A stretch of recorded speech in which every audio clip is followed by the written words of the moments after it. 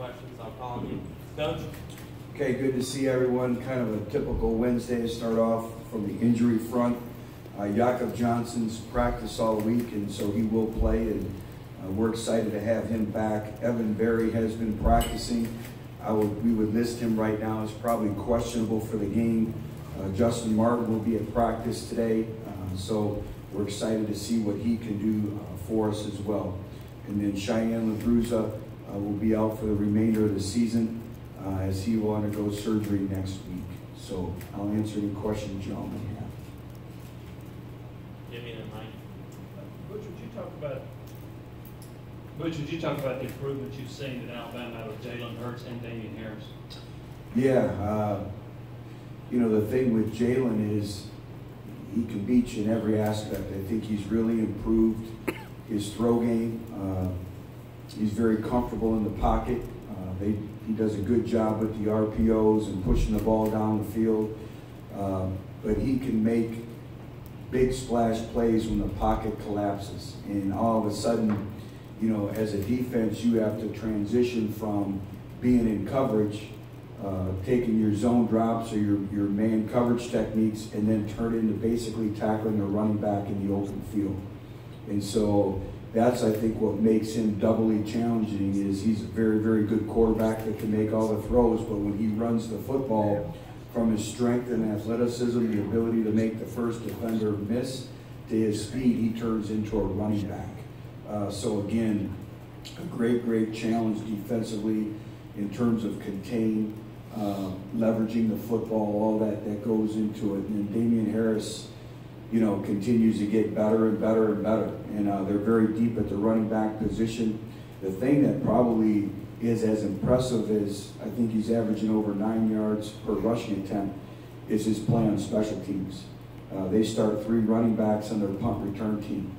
And they're the top 3 running backs. So again, not only the value that they bring to their offense, but the value that they bring to their team on special teams as well.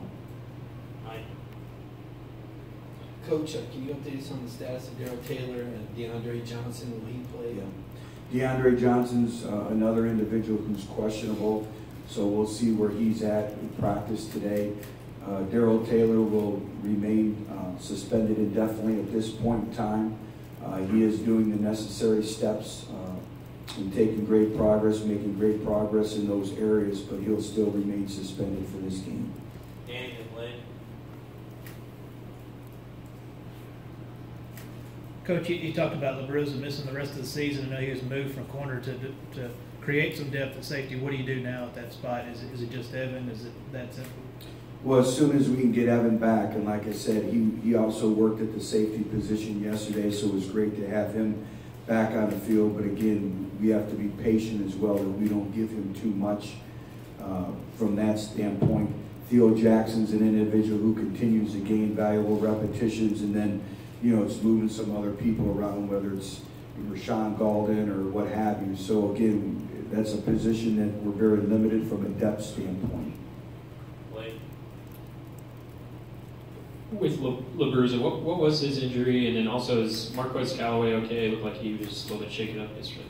Marquess is fine. Again, just one of those things, he landed on the football, so he's fine. And then Cheyenne will be a knee.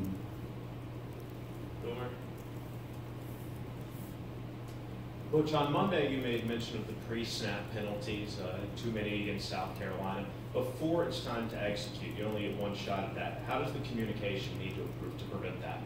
Well, it talks with focus and discipline on the small details and being locked in, whether it's the quarterback at the line of scrimmage and letting them know what cadence we're on, but also just the overall discipline.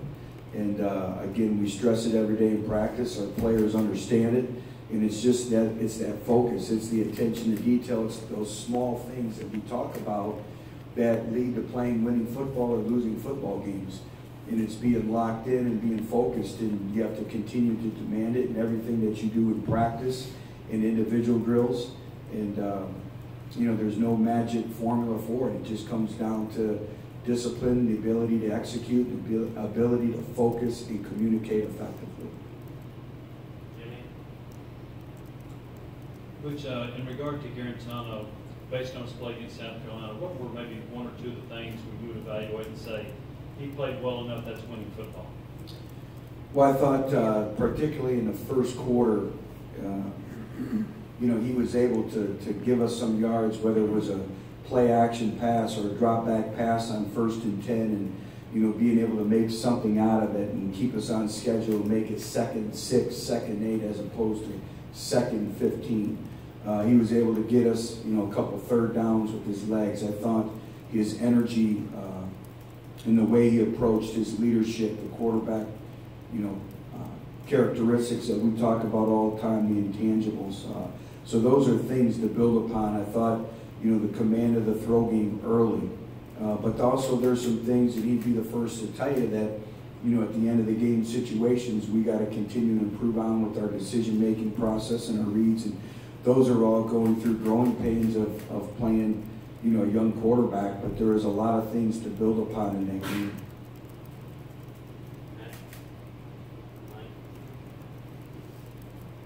You have a lot of questions today. I guess so. Yeah, this is my second one.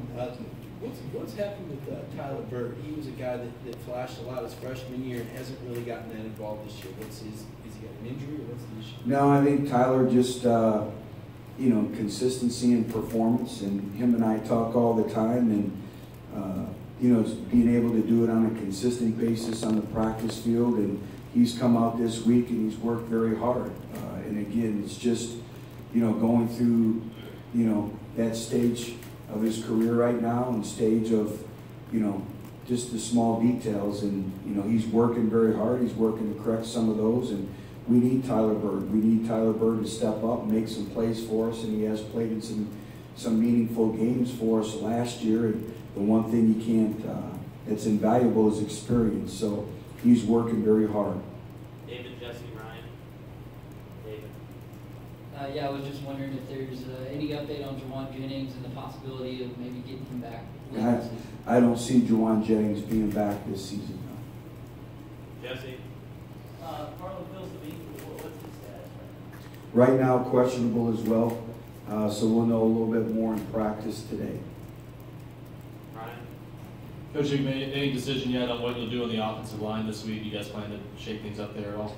No, we'll still continue. Today's another big practice day for us.